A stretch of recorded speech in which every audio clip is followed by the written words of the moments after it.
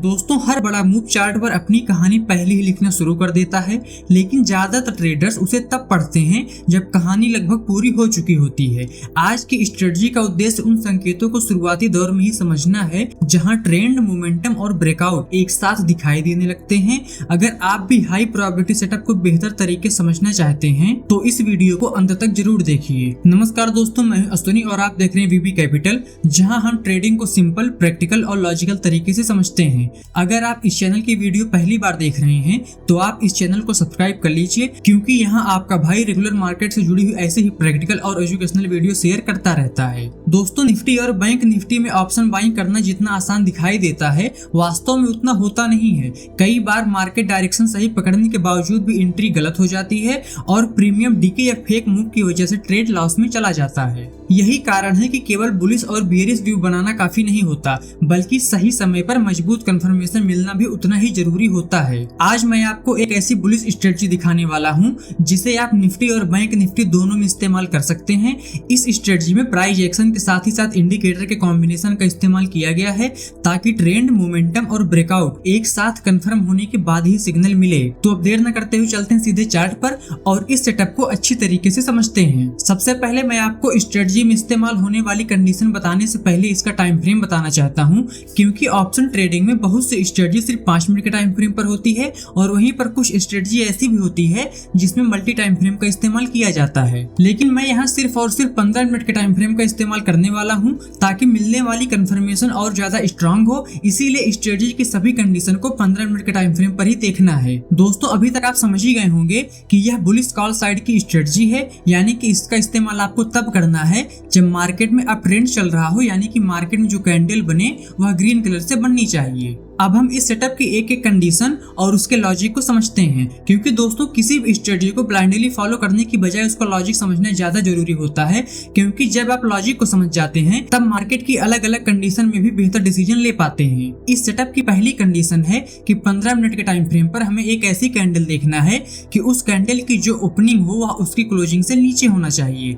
अगर आप इस कैंडल को देखिए तो इस कैंडल की जो ओपनिंग है वो यहाँ पर है और इस कैंडल की जो क्लोजिंग है वो यहाँ पर है। इसका सीधा सा मतलब है कि कैंडल बुलिश होनी चाहिए और बायर्स के स्ट्रेंथ दिखाई दे रही हो। अगर शुरुआत से ही सेलिंग प्रेशर रहेगा तो बुलिश सेटअप की प्रोबेबिलिटी कम हो जाती है। अब आपको दूसरी कंडीशन भी इसी लेटेस्ट कैंडल में देखना है कि इस कैंडल का जो क्लोजिंग हो वह पिछली कैंडल के हाई के ऊपर होना चाहिए। अगर आप इस कैंडल का क्लोजिंग देख रहे हैं तो यहाँ पर है और जो पिछली कैंडल है जो उसका हाई है वो यहाँ पर है, यानी कि यह कंडीशन हमें ब्रेकआउट कंफर्मेशन देती है, क्योंकि कई बार प्राइस ऊपर जाता हुआ दिखाई देता है लेकिन प्रीवियस हाई को क्रॉस नहीं कर पाता। ऐसे में फॉल्स मूव की संभावना काफी बढ़ जाती है। दोस्तों यहाँ पर आपसे मेरा एक सवाल है, तो आप उसका जवाब कमेंट में जरूर दीजिए कि आप निफ्टी में ट्रेड करते हैं या फिर बैंक निफ्टी में करते हैं, और अगर हो सके तो उसके रीजन के साथ बताइए, क्योंकि आपका एक कमेंट बहुत सारे बिगिनर के लिए एक लेसन की तरह होता है। अब इसकी तीसरी कंडीशन की बात करते हैं। तीसरी कंडीशन है कि जिस कैंडल पर अभी तक सारी कंडीशन यानी कि ऊपर की दोनों कंडीशन मैच हुई है, उस कैंडल की जो ओपनिंग हो वह लोअर बॉलिंजर बैंड के ऊपर होनी चाहिए। तो आपको लोअर बॉलिंजर बैंड के लिए स्टडीज में जाना है और यहाँ पर सर्च करना है बॉलिंजर बैंड। आप यहाँ देखिए नीचे लिख कर आ रहा है, इस पर क्लिक कर देना है और इसकी जो सेटिंग होगी वह बिल्कुल बाय डिफॉल्ट ही होगी, यानी कि जैसे ही इंडिकेटर बाय डिफॉल्ट दिया जाता है वैसे ही आपको इस्तेमाल में लेना है। इसकी कंडीशन क्या थी? इसकी कंडीशन ये थी कि जिस कैंडल पर अभी तक की सारी कंडीशन मैच हुई है उस कैंडल की जो ओपनिंग हो वह लोअर बॉलिंजर बैंड के ऊपर होनी चाहिए। अगर आप लोअर बॉलिंजर बैंड की लाइन देखेंगे तो यहाँ पर है नीचे, और इस कैंडल की जो ओपनिंग है वो यहाँ पर है, ऊपर है, यानी कि यहाँ पर हमारी ये कंडीशन में मैच हो रही है। और इस कंडीशन का उद्देश्य है कि जो बहुत ही वीक स्ट्रक्चर वाले सेटअप हो वह उसको निकाल के बाहर कर दे, क्योंकि जब प्राइस लगातार वीकनेस दिखा रहा होता है तो बुलिश ट्रेड की क्वालिटी काफी ज्यादा कम हो जाती है। अब चौथी कंडीशन है कि लेटेस्ट कैंडल की जो क्लोजिंग हो वह 9 HMA लाइन के ऊपर होना चाहिए। तो इसके लिए आपको दोबारा से जाना होगा स्टडीज में और यहाँ पर आपको सर्च करना है मूविंग एवरेज। आप यहाँ देखिए नीचे लिख कर आ रहा है, इस पर क्लिक कर देना है। जब आप इस पर क्लिक करेंगे तो कुछ इस तरीके का बॉक्स आपके सामने ओपन होगा। इसमें आपको क्या करना है, जो पीरियड में 50 लिखा हुआ है इसको बदल के कर देना है 9 और टाइप में सिंपल है। सिंपल की जगह आपको यहाँ पर कर देना होगा हुल, यानी कि HMA हुल मूविंग एवरेज। इसके बाद यहाँ से इसे डन कर देना है। यानी कि दोस्तों जो हमारी 9 HMA की लाइन है वो यहाँ पर नीचे है और इस करंट कैंडल की जो क्लोजिंग है वह इस लाइन से ऊपर है। दोस्तों एचएमए हमें शॉर्ट टर्म ट्रेंड को समझने में मदद करता है। जब प्राइस एचएमए के ऊपर बना रहता है तो बुलिश मोमेंटम का संकेत वहां से हमें मिलना शुरू होता है। इसके बाद पांचवी कंडीशन हमें आरएसआई में देखना है। तो आरएसआई में कंडीशन देखने के लिए सबसे पहले आरएसआई लगाना होगा, जिसके लिए हम जाएंगे स्टडीज में और यहाँ पर सर्च करना है आरएसआई।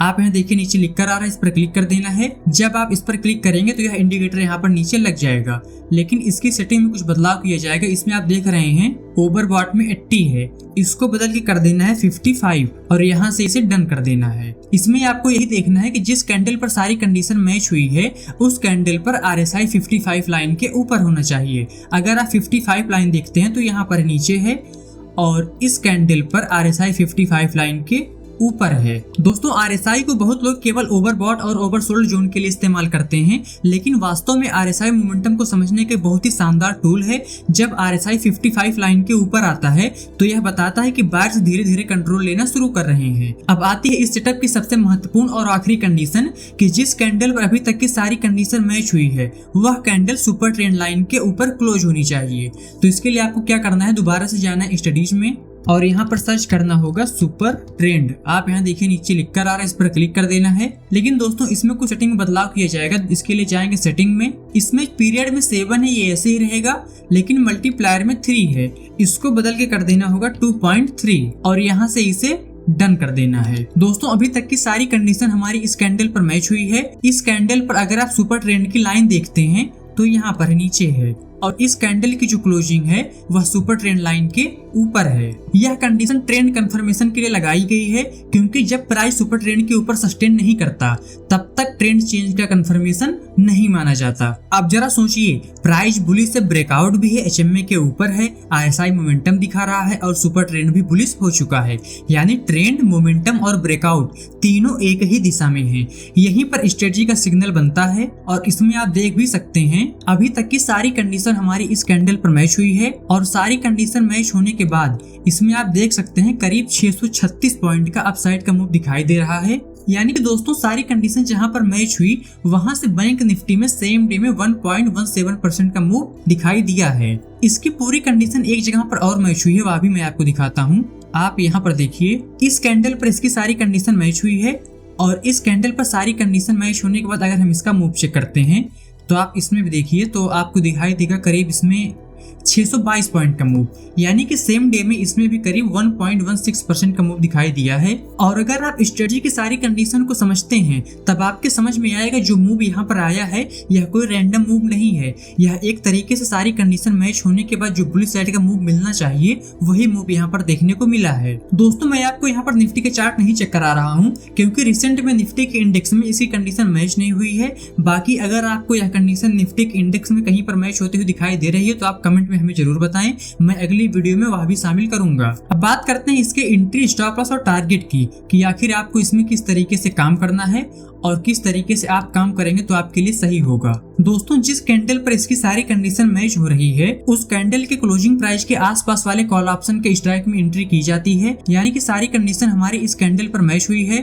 और इस कैंडल का जो क्लोजिंग प्राइस है वह है 54,653, यानी कि जो यहाँ पर हमारा एटीएम का स्ट्राइक बनेगा वह बनेगा 54,600 का। तो मैं आपको यहाँ पर 54,600 के कॉल ऑप्शन का स्ट्राइक भी दिखाऊंगा। यह बैंक निफ्टी 54,600 कॉल ऑप्शन का चार्ट है और आप इसमें भी देख सकते हैं सारी कंडीशन हमारी इस कैंडल पर मैच हुई है। इसमें एक ही दिन में 31.33% का अपसाइड का मूव देखने को मिला है, यानी कि अगर हम रुपए में बात करें तो करीब 360 रुपए का मूव देखने को मिला है। अब बात करते हैं स्टॉप लॉस की। तो स्टॉप लॉस के लिए आप सिग्नल कैंडल का लो या फिर सुपर ट्रेंड लाइन को भी इस्तेमाल में ले सकते हैं, यानी कि सारी कंडीशन हमारी इस कैंडल पर मैच हुई है तो जो हमारा स्टॉप लॉस होगा वह इस सिग्नल कैंडल का लो होगा, या स्टॉप लॉस आप अपने स्ट्राइक में भी लगा सकते हैं या फिर अगर आप इंडेक्स पर लगाना चाहते हैं तो वहां पर भी लगा सकते हैं। और अगर टारगेट की बात की जाए तो टारगेट के लिए हमेशा आपको अपने स्टॉप लॉस से दोगुना टारगेट लेकर चलना चाहिए, यानी कि 1:2 रिस्क रिवार्ड रखने की कोशिश करनी चाहिए ताकि आपका सही रिस्क रिवार्ड मेंटेन रहे। और अगर मोमेंटम मजबूत बना रहता है तो आप स्टॉप लॉस को ट्रेल भी कर सकते हैं। दोस्तों यहाँ एक बात का विशेष ध्यान रखें, कोई भी स्ट्रेटजी 100% एक्यूरेसी के साथ काम नहीं करती, इसीलिए पोजीशन साइज, रिस्क मैनेजमेंट और डिसिप्लिन हमेशा आपकी पहली प्राथमिकता होनी चाहिए। अगर आपको इस तरह की प्रैक्टिकल ट्रेडिंग वीडियो पसंद आती है तो वीडियो को लाइक जरूर कीजिए, इससे मुझे पता चलता है कि आपको ऐसे कंटेंट पसंद आ रहे हैं। और दोस्तों, अगर आप daily pre market insight, ready to use screener और मार्केट से जुड़ी हुई एजुकेशनल अपडेट चाहते हैं तो आप हमारे इस टेलीग्राम चैनल वीबी कैपिटल को ज्वाइन कर सकते हैं। साथ ही टेलीग्राम पर उस स्विंग स्ट्रेटजी की वीडियो और डिटेल भी पिन की गई है, जिसे हर तरीके की मार्केट में बैक टेस्ट किया गया है। और दोस्तों, यहाँ पर वीडियो और डिटेल इसीलिए पिन की गई है ताकि आप अपनी सुविधा के अनुसार दोबारा देखकर और बेहतर तरीके से समझ सकें। और टेलीग्राम का लिंक आपको डिस्क्रिप्शन में मिल जाएगा, जो पूरी तरीके से फ्री और एजुकेशनल पर्पस के लिए है। और आप इस वीडियो को उन लोगों तक जरूर पहुंचाइए जो निफ्टी और बैंक निफ्टी में सही एंट्री पॉइंट के लिए स्ट्रगल कर रहे हैं। और अगर अभी तक आपने चैनल को सब्सक्राइब नहीं किया है तो सब्सक्राइब जरूर कर लें, साथ ही बेल आइकन प्रेस करके नोटिफिकेशन ऑन कर लें ताकि आपको आने वाली सभी वीडियो की जानकारी समय समय पर मिलती रहे। तो दोस्तों, आज की वीडियो में बस इतना ही, फिर मिलते हैं अगली वीडियो में। तब तक के लिए नमस्कार। आप देखते रहिए वीबी कैपिटल, आपका दिन मंगलमय हो।